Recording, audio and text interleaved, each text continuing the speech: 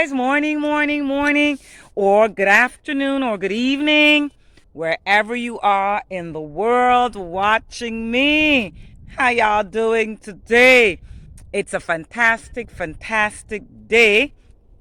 And today, just drop in real quick before I head out, and want to share with you guys about this. I've learned how to control my mind because it's either you control your mind or you allow your mind to control you. Yes, and we know that the mind will go left all the time.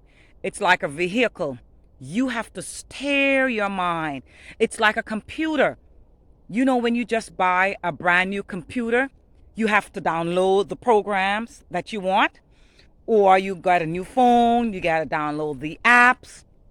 And it's the very same thing with the mind. You have to control your mind. You have to download whatever you want. Isn't it beautiful? Isn't it beautiful outside? Yes, it is. You have to control what you download. You download problems and stress and lack and worry, then that's the programming that you're going to have.